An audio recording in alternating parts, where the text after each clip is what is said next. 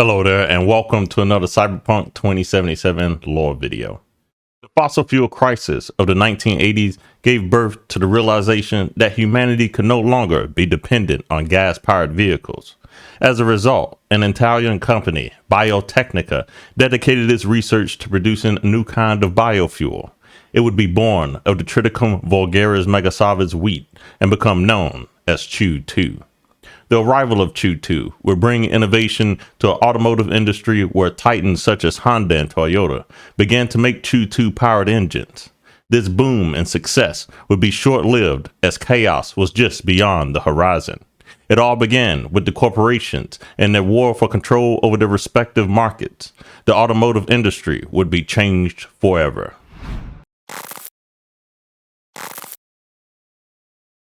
Biotecnica, in its infancy, was unable to acquire the vast resources needed to produce the Chew-2 fuel. It required a vast component of the fuel to be produced in mass. It was the high sugar wheat known as Triticum vulgaris megasavis. Biotecnica's solution to this problem was to license its patent to oil and fuel producers on locations where the wheat could thrive. In North America, and what remained of the former United States of America, the fading oil giant Petrochem was near bankruptcy. Its oil rigs had begun to run dry, and no new oil had been discovered. The black gold that would last seemingly generations had suddenly vanished.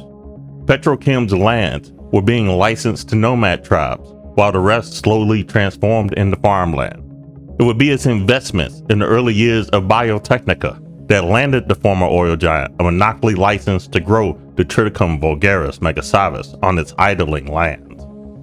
As the years progressed, Petrochem and the Russian energy giant Sovoil would rule the Chew-2 world. Their rivalry would eventually come to head in the South China Sea, where an accident on one of Petrochem's facilities sparked a second corporate war. The world was in shock and awe at the brutal nature of the conflict.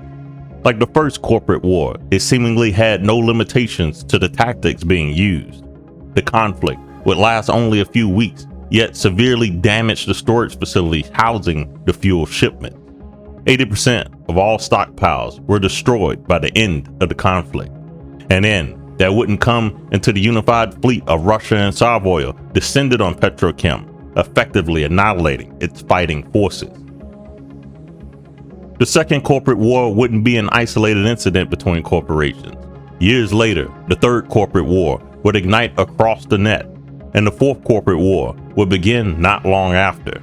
Though, it would be the fourth corporate war that would bring Chew-2 fuel and the vehicles that operated on it to its knees.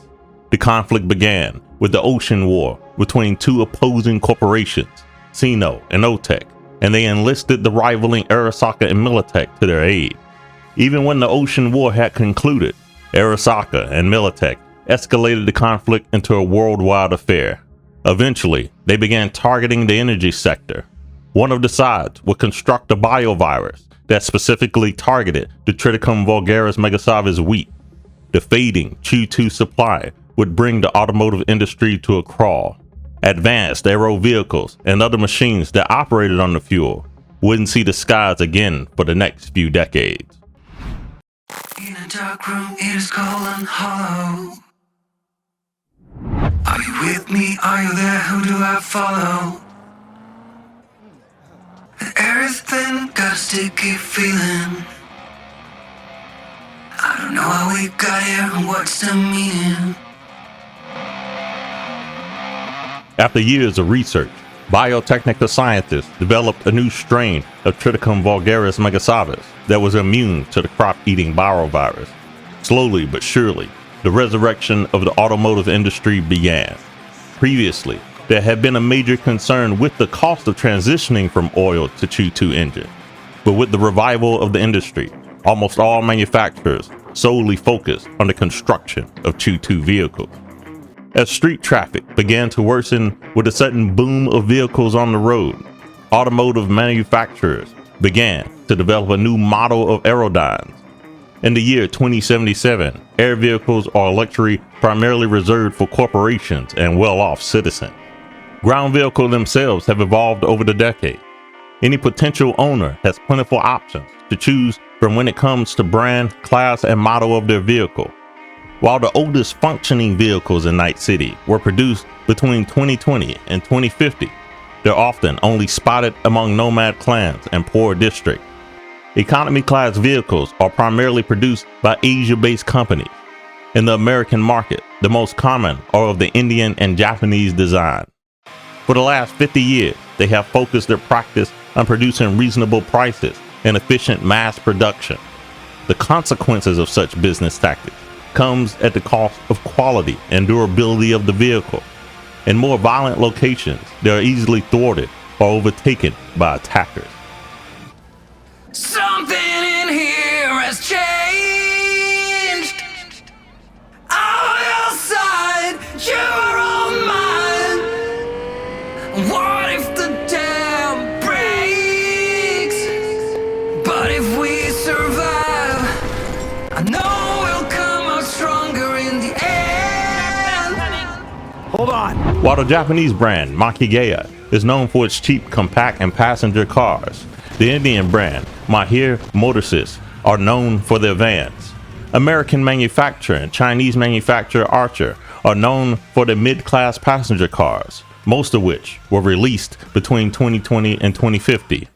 The competition between these two car companies resulted in some astonishingly well-designed and robust models that are sought after by nomad tribes for their durability.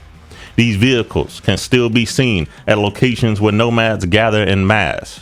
Nomads consider them a symbol of their independence and freedom, while at the same time their strength as a tribe.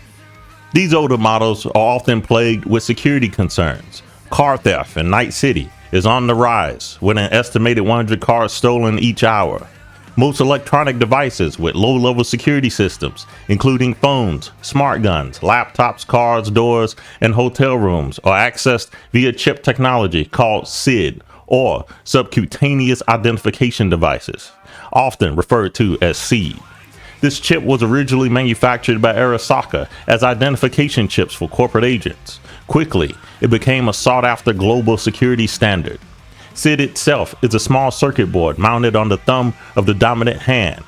Despite the technology, it's quite easy to crack on low-level security vehicles via the personal link and specialized hacking programs. In fact, every modern vehicle is equipped with an access port next to the fuel tank. This access port alone on older vehicles can allow a thief to steal a vehicle with ease. It is recommended that security software for such ports are updated frequently, as the security software is constantly being upgraded.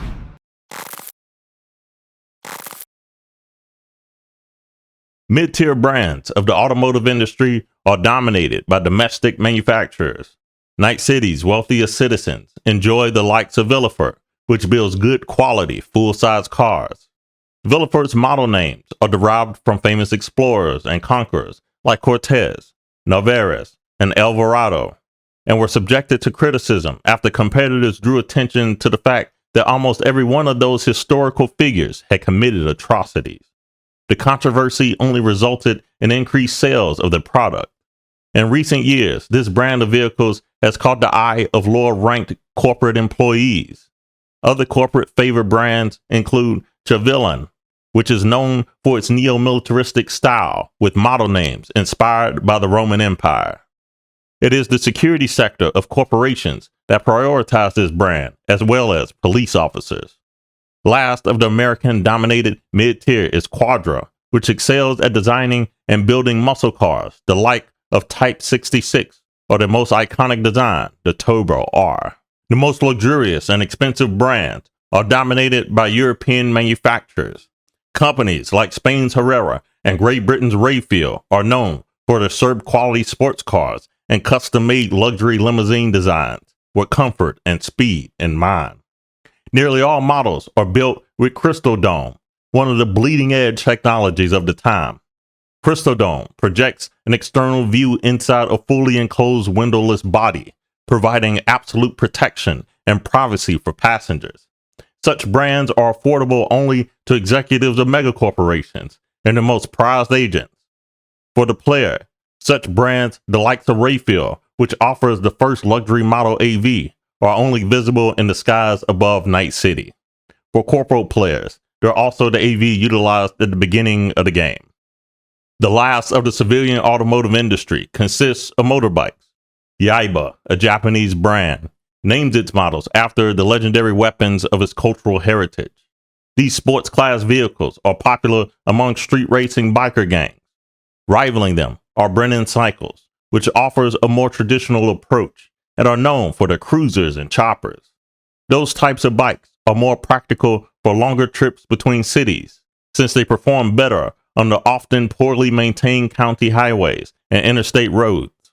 In Night City, many of these luxury speed-focused vehicles are the pride of street races. If you follow the quest line, The Beast, you can observe the many vehicles competing with you on the road. Depending on your make and model at the time, the race can be quite challenging to win. The last of the Choo-2-powered vehicles lie with the military ground vehicles, which of course are dominated by the rival megacorporations, Militech and Arasaka. Both companies are leading manufacturers and exporters of tanks, APCs, and LTVs for government and corporate forces. With the chaos of America's reunification war, many of these vehicles have been stripped of their security lockouts, allowing them to fall into the hands of nomads. The only other market of military vehicle not dominated by the pair falls in line with military AVs and drones, which are dominated by Zetatech Corporation. This is despite Militech's effort to enter the industry with their own lineup of military drones. In total, we can reference 12 automotive brands, each separated by tier from low to top tier cars, motorbikes, and military vehicles. Without a doubt, many models we've listed today are affordable only to corporate agents and corporate associated entities. In another video, we can discuss more in detail each brand, make, and model. But for now, thank you for watching. If you watched this far, please consider subscribing to the channel or leaving a comment. I'll see you next time.